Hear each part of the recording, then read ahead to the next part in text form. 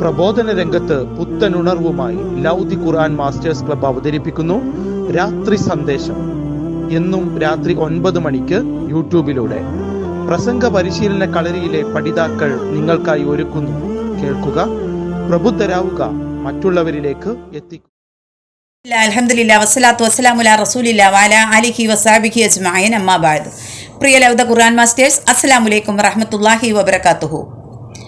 ഖുർആൻ പാരായണത്തിൻ്റെ പ്രാധാന്യത്തെക്കുറിച്ച് സ്വല്പം കുറച്ച് കാര്യങ്ങൾ പറയാനാണ് ഞാൻ ഉദ്ദേശിക്കുന്നത്. പരിശുദ്ധ ഖുർആൻ അള്ളാഹുവിൻ്റെ വചനമാണ്, നമ്മുടെ വേദപുസ്തകമാണ്, സത്യവിശ്വാസികളുടെ സന്മാർഗമാണ്. ഇതെല്ലാം നമുക്കറിയാം. ഒരു പക്ഷേ ഇന്നിവിടെ നിൽക്കാനും ഈ ഒരു വിശ്വാസത്തെ പുൽകാനും തിരിച്ചറിവിൻ്റെ പാതയിലൂടെ നമുക്ക് സഞ്ചരിക്കാനും കഴിയുന്നത് നമ്മുടെ പരിശുദ്ധ ഖുർആൻ ഒന്ന് തന്നെയാണ്. യാതൊരു സംശയവുമില്ല. ഖുർആൻ പാരായണം പ്രവർത്തനങ്ങൾക്ക് പ്രചോദനമാണ്. സത്യവിശ്വാസികൾക്ക് അള്ളാഹുവിങ്കൽ നിന്നുള്ള സതുപദേശവും രോഗശമനവുമാണ്. വെറുതെ ഓതിയാലും പ്രതിഫലമുണ്ട്, 1ന് 10 ഇരട്ടി എന്നാണല്ലോ പറയാറ്. പരിശുദ്ധ ഖുർആൻ പാരായണത്തിൻ്റെ ഏറ്റവും വലിയ ഒരു പ്രത്യേകത എന്താണെന്ന് വെച്ചാൽ ജനഹൃദയങ്ങളിൽ അത് മാറ്റം വരുത്തി എന്നത് തന്നെയാണ്. ഫോർ എക്സാമ്പിൾ, ഉമർ റളിയല്ലാഹു അൻഹു ഊരിപ്പിടിച്ച വാളുമായി റസൂൽ സല്ലല്ലാഹു അലൈഹി വസല്ലമ തങ്ങളെ ആക്രമിക്കാൻ പുറപ്പെട്ടപ്പോൾ എവിടെ നിന്നോ ആരോ ഖുർആൻ പാരായണം ചെയ്യുന്നത് ശ്രവിക്കാൻ കഴിഞ്ഞു.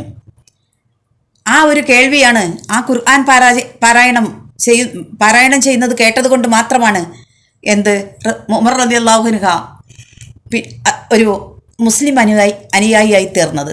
അൽഹംദുലില്ലാഹ്. ഒട്ടും താമസിയാതെ അദ്ദേഹം ഒരു മുസ്ലിം ആവുകയാണ് ചെയ്തത്.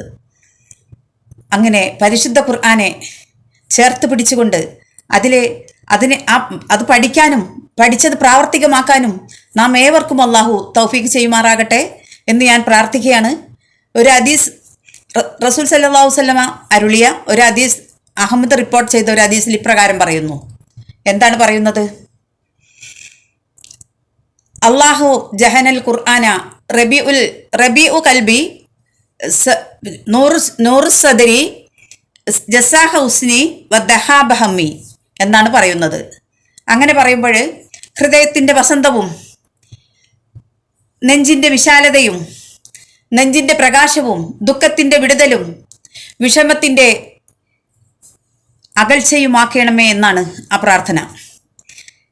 പരിശുദ്ധ ഖുർആനിൽ സൂറത്തുൽ ഇസ്രാ എന്ന സൂറത്തിൽ 78-ാമത്തെ ആയത്തിൽ ഇങ്ങനെ പറയുന്നു: ഇന്ന ഖുർആനൽ ഫജ്രി കാന മശ്ഹൂദാ.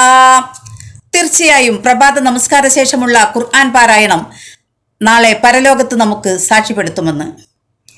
ഇൻഷാ അല്ലാഹ് ഇത്രയും പറഞ്ഞു നിർത്തുന്നു. വാഖിർ ദഅവാന അനിൽ ഹംദുലില്ലാഹി റബ്ബിൽ ആലമീൻ. അസ്സലാമു അലൈക്കും വറഹ്മത്തുള്ളാഹി വബറകാതുഹു.